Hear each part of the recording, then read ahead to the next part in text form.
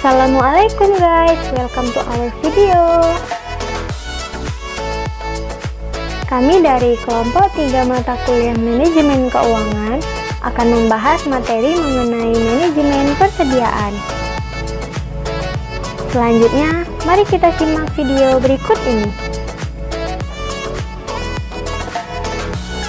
Apa itu manajemen keuangan? Manajemen keuangan adalah suatu kegiatan perencanaan, penganggaran, pemeriksaan, pengelolaan, pengendalian, dan penyimpanan dana yang dimiliki oleh suatu organisasi atau suatu perusahaan. Lalu, apa itu manajemen persediaan? Manajemen persediaan adalah perencanaan, pengorganisasian, pelaksanaan, dan pengendalian persediaan untuk kelancaran proses produksi, proses dagang, dan investasi. Lalu, apa sih fungsi dari manajemen persediaan itu? Yang pertama, menghilangkan resiko keterlambatan pengiriman bahan baku. Yang kedua, menghilangkan resiko jika material yang dipesan tidak bagus. Yang ketiga, menghilangkan resiko inflasi. Yang keempat, menyimpan bahan baku yang dihasilkan secara musiman. Persediaan dikelompokkan dalam 4 jenis: fluctuation stock, anticipation stock, lot size inventory, dan pipeline inventory. Penjelasannya sebagai berikut. Fluctuation mengatasi jika terjadi kesalahan dalam proses produksi. Anticipation bila permintaan yang tinggi akan tetapi kapasitas produksi rendah. Lot size, jumlah yang lebih besar dari kebutuhan yang tersedia. Dan pipeline, sedang dalam pengiriman dari pabrik ke tempat produksi. Jenis-jenis persediaan. Raw material adalah persediaan bahan mentah yang digunakan perusahaan sebagai langkah awal proses produksi. Work in process adalah persediaan barang setengah jadi yang akan diproses menuju barang jadi. Finished good adalah persediaan barang jadi yang siap dijual. Faktor yang mempengaruhi besarnya persediaan: volume penjualan, jangka waktu proses produksi, dan daya tahan atau faktor metode produk akhir. Pendekatan ABC. Pendekatan ABC adalah membagi persediaan menjadi 3 kelompok atau lebih. Misalnya kelompok A, tingkat persediaannya rendah. Yang C, karena bahan mentah relatif murah, maka tingkat persediaan tinggi. Dan D itu adalah rata-rata. Pengendalian persediaan. Jika jumlah persediaan tiap kali pesan jumlahnya meningkat, maka persediaan total juga meningkat. Jika pesanan persediaan terlalu sedikit, maka diperlukan jumlah kuantitas pesanan yang paling ekonomis. Economic Order Quantity atau EOQ.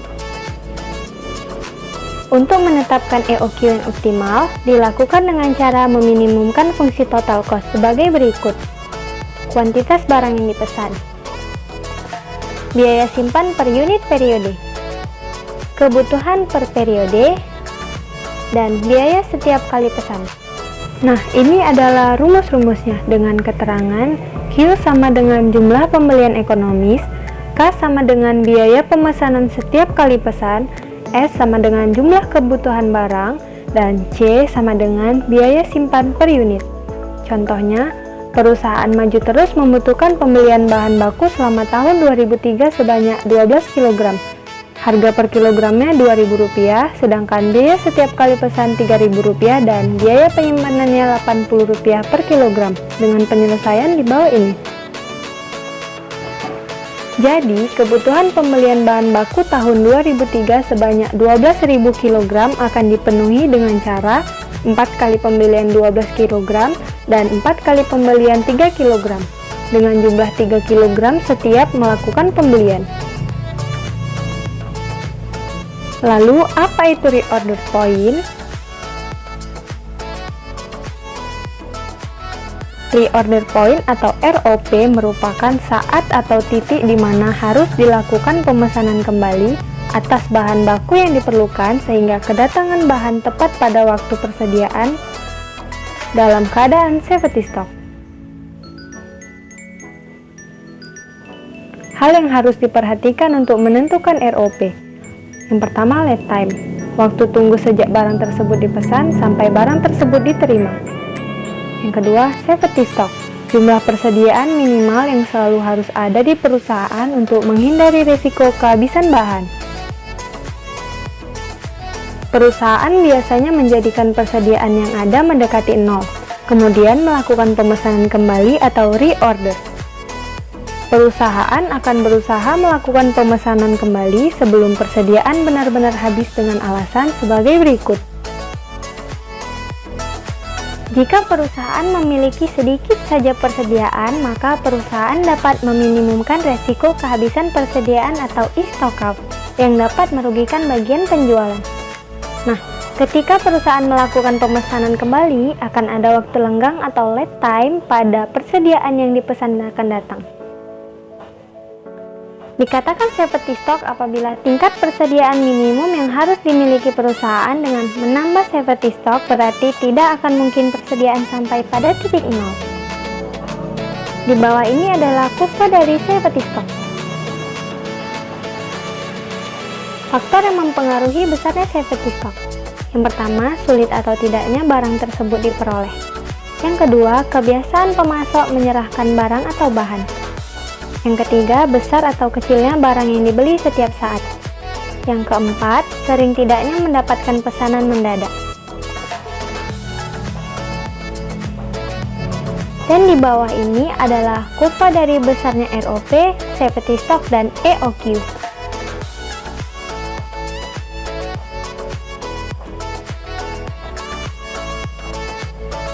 Tingkat perputaran persediaan.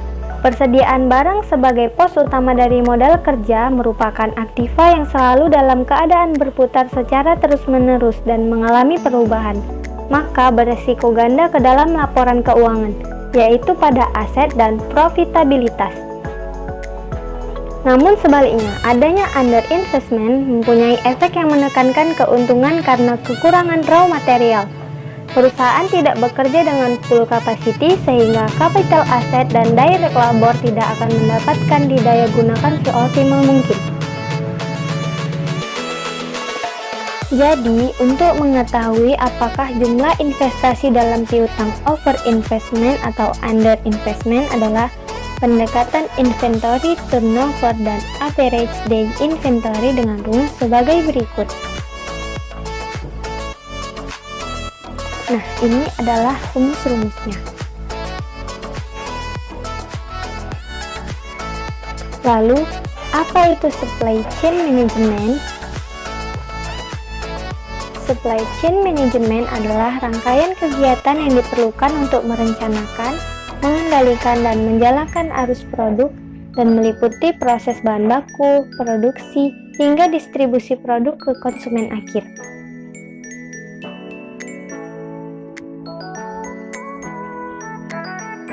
Lingkungan bisnis selalu berubah dan perubahan tersebut semakin lama semakin cepat, sehingga perusahaan mengalami tantangan keras untuk berkembang dan bertumbuh. Tantangan tersebut disebabkan beberapa faktor penting sebagai berikut. Yang pertama, tuntutan konsumen.